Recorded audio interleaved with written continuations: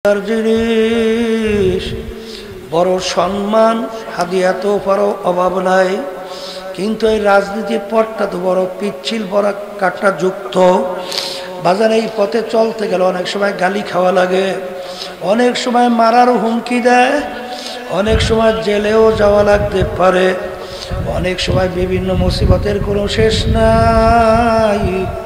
কিন্তু এই রাজনীতির পথে যদি না থাকে, দেখবেন আপনার কাছে এসে কত মানুষ নেতারা দোয়া চাবে, কত হাদিয়া তওফাও নিয়ে আসবে, কত ধরনের কথা আপনার কাছ থেকে অনেক দেখবেন আপনাকে অনেক অগ্রাধিকার পছন্দ করবে। কিন্তু আপনি যখন বলবেন যে এই মানব রচিত কুফুরি তন্ত্র মন্ত্র এটা মানা যাবে না, এটা কিন্তু কুফুরি। কারণ আল্লাহ রাব্বুল আলামিন বলেন ইন্নাদ-দীনা ইনদাল্লাহিল ইসলাম, আমার কাছে একমাত্র নীতি আদর্শ গ্রহণযোগ্য, সেই নীতি আদর্শের নাম হলো ইসলাম। আমার মালিক কুরআনুল কারীমের ভিতরে বলে ওমান লাম ইয়াহকুম বিমা আনজালাল্লাহ ফাউলাইকা হুমুল কাফিরুন ফাউলাইকা হুমুল ফাসিকুন ফাউলাইকা হুমুজ জালিমুন। যারা আমার নীতি আদর্শ অনুযায়ী রাষ্ট্র পরিচালনা করবে না, ওটা কাফের, ওটা জালেম, ওটা ফাসিক। এই জন্য আমার বাজানদেরকে বলবো, আল্লাহ রাসূল সাল্লাল্লাহু আলাইহি ওয়াসাল্লাম রাষ্ট্রপ্রধান ছিলেন কি ছিলেন না? তাহলে আল্লাহ রাসূল রাষ্ট্র চালাইছে কি চালায় নাই? সাহাবায়ে কেরাম রাষ্ট্রপ্রধান ছিলেন কি ছিলেন না? সাহাবায়ে কেরাম রাষ্ট্র চালাইছেন কি চালায় নাই? কে শুনবেন কে মানবেন তা জানি না। এই জন্য দেখবেন উলামায়ে কেরাম বয়ানের শেষে অনেক সময় বলে ওমা আলাইনা ইল্লাল বালাগ, আমাদের দায়িত্ব তোমাদের কাছে পৌঁছানো, কে মানবা কে মানবা না এটা আমাদের বিষয় না, এটা বুঝবা তুমি মালিকের সঙ্গে। এই আল্লাহর বান্দারা, পর্দালে মা বোনেরা, ভালো করে মনকে বুঝাও, তারপর কবরে রওনা করো। কারণ আমার মালিক বলছেন ওয়ালানাবলুওয়ান্নাকুম, অবশ্যই অবশ্যই তোমাদেরকে আমি পরীক্ষা করবই করব। কেমন পরীক্ষা? নবীরা পর্যন্ত এক পর্যায়ে হাত উপরের দিকে উঠাইয়া দুই চোখের পানি ছাড়ে আর বলে মাতা নাসরুল্লাহ, হে আমার দয়ার মালিক, আপনার সাহায্য কোথায়? এই অবস্থায় না পড়ে বেহেশতে ঢুকে গেলা। আজাল আল্লাহ নবী সাল্লাল্লাহু আলাইহি ওয়াসাল্লাম হারে ন্যায়ের পক্ষে অন্যায়ের প্রতিবাদে যখন বলা শুরু করলো এক আল্লাহর উপরে ঈমান আনার দাওয়াত, এবং ওদের অন্যায়ের প্রতিবাদে যখন আল্লাহর হাবিব বলা শুরু করলো, এমনভাবে আল্লাহর রাসূল সাল্লাল্লাহু আলাইহি ওয়াসাল্লাম তার উপরে আক্রমণ করলো, মাথার ভিতরে হেলমেট ভাঙা পর্যন্ত ঢুকে গেছিল। আল্লাহর হাবিবের শরীর মোবারক থেকে রক্ত মোবারক বের হইয়া জুতা মোবারক পর্যন্ত আটকে গেছিল। বাজার আল্লাহর হাবিব দাঁড়াইয়া থাকতে পারে না, উহুদের জমিনের ভিতরে ধারাস করে পড়ে গেল। আল্লাহু আল্লাহ। আরে শয়তান ঘোষণা করলো যে কুতিলা মুহাম্মদ, আল্লাহর রাসূল আর দুনিয়াতে নাই। সাহাবায়ে কেরাম আল্লাহর রাসূলকে নিয়ে মদিনা শরীফ পাহাড়ের যে গর্তের ভিতরে রাখছিল, বাজান সেই গর্তটা আমি নিজে কাছে যাইয়া দেখে আসছি। আখারে দিন কে सूरज डूब रही है हम लोगों के सामने, रोज़े महशर क्या जब है मुस्तफा के सामने।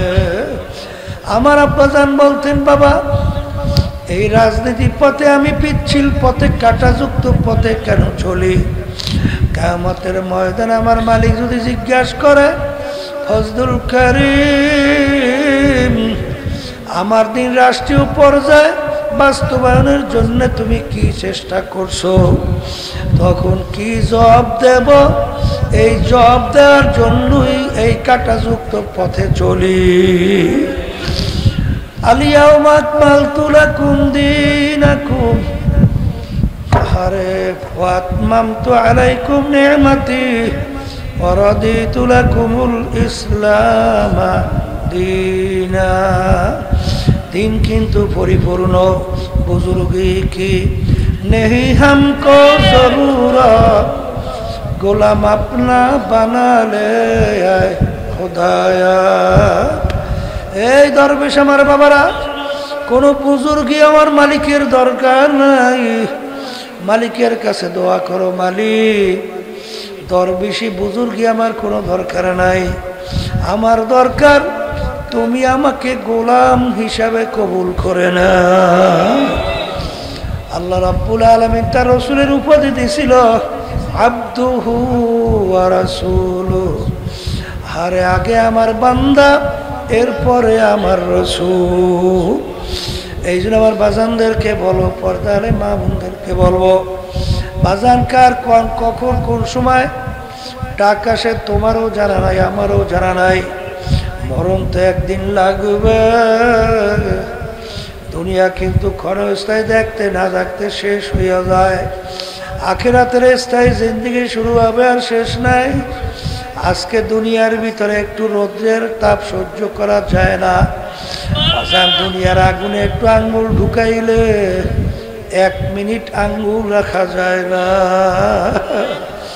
কিন্তু আল্লাহর বান্দারা, পর্দারে মা বোনেরা, আমার মালিক কিন্তু কিয়ামতের ময়দানে এই সূর্য 1 হাত বা 1.25 হাত মাথার উপরে উপর কইরা ছাইরা দিবে। ছাইরা আমার মালিক বলবেন, সূর্য তোর ভিতরে যত তাপ আছে সারো, নাফরমান বুঝুক আমি মাওলা কেমন।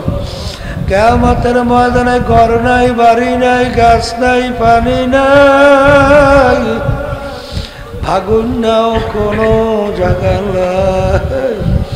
কিয়ামতের ময়দানটা হবে তামার জমিন। সূর্যের তাপে কিয়ামতের ময়দানটা পুইরা লাল চামড়ার মতো লাল হইয়া যাবে। বাজান ভাগুই নাও কোনো জায়গা নাই। সূর্যের তাপে নাফরমানদের তালুটা টাস টাস করে ফাইটা মগজগুলা ভাতের মতো উতলে বাইয়া বাইয়া পড়তে থাকবে। লা ইয়ামুতু ফিহা ওয়ালা ইয়াহইয়া। দুনিয়ায় মানুষ কষ্ট সহ্য করতে না পারলে মানুষ মারা যায়। কিন্তু আল্লাহ রাব্বুল আলামিন বলে, যত কষ্ট হোক না কেন মৌত তালাশ করে আর কোনো দিন পাবে না। আল্লাহ আপনি আমাকে আমাদের সবাইকে মাফ করে দিয়েন। এ কবরের যাত্রীরা, আল্লাহ রাসূল সাল্লাল্লাহু আলাইহি ওয়াসাল্লাম বলেন, দুনিয়ার আগুনের সে 70 গুণ তেজের আগুন জাহান্নামের আগুন।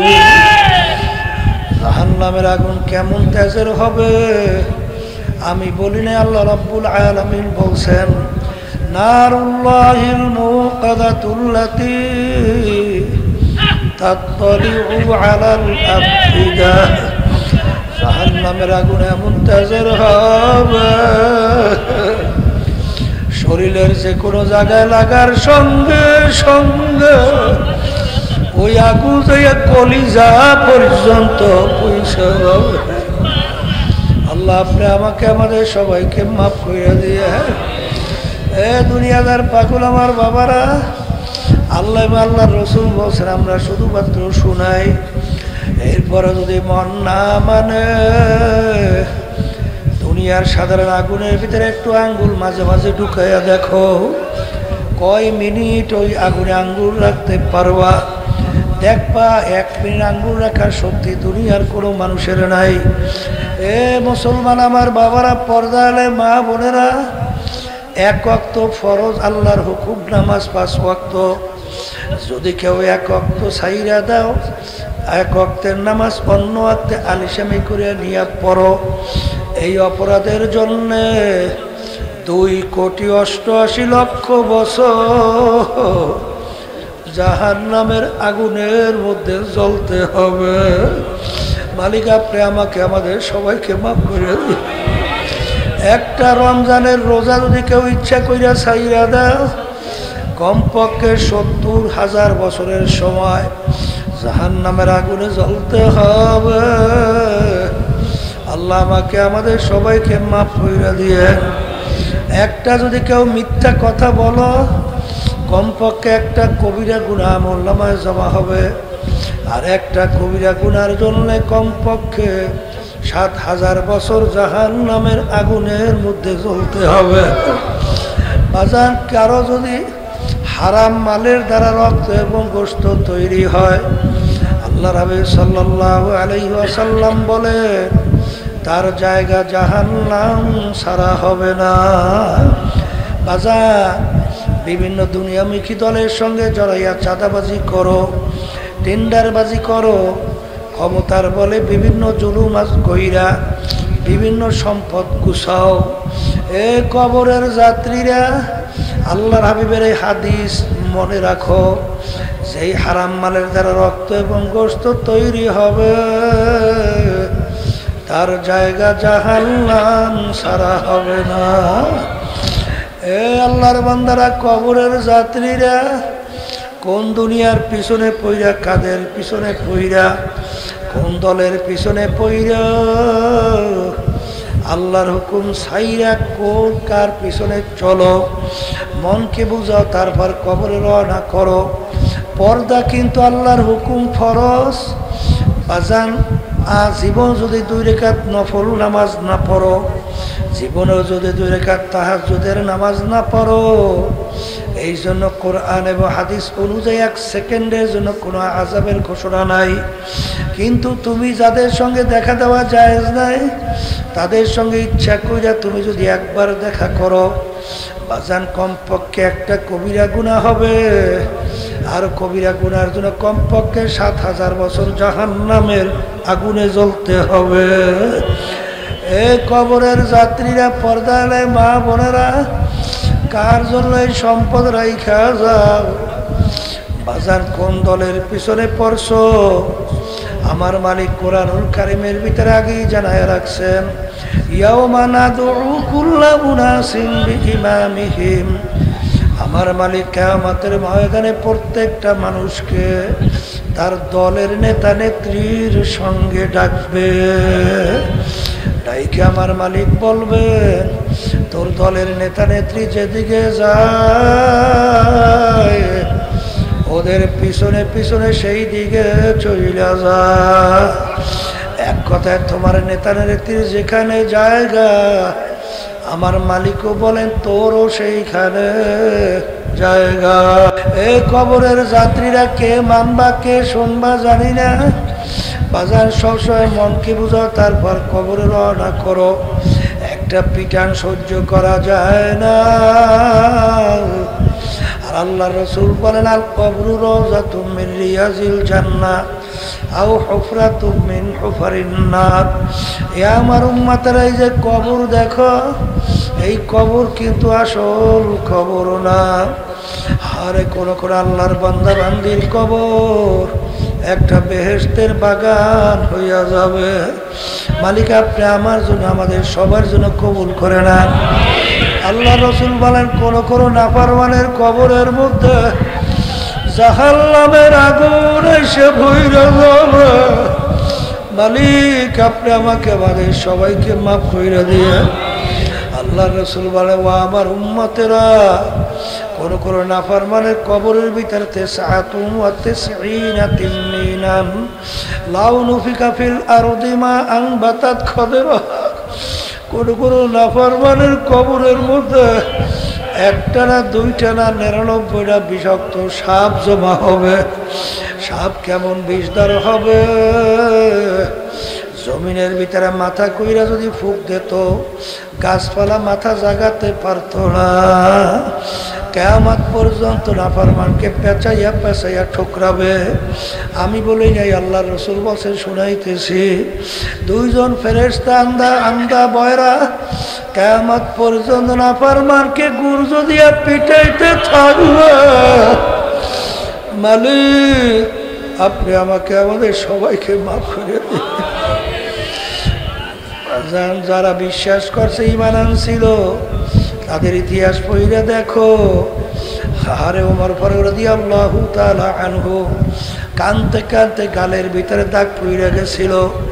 ওসমান গনি রাদিয়াল্লাহু তাআলা আনহু অনেক সময় কবর দেখলে এমনভাবে অজরে কান্না শুরু করত, অনেক সময় দাঁড়ানো অবস্থায় ঠাস করে বইসা পড়ত।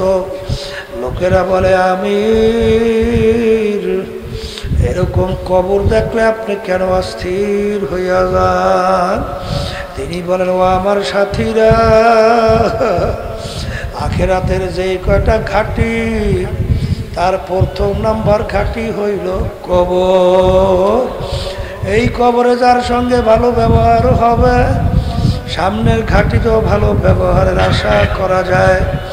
এই জন্য আমি কবর দেখলে সহ্য করতে পারি না। সেই মামলার তকদির নাই, সেই মামলারও কিন্তু খালাস নাই। আমি আমার বাজানদেরকে বলবো, পর্দারে মা বোনদেরকে বলবো,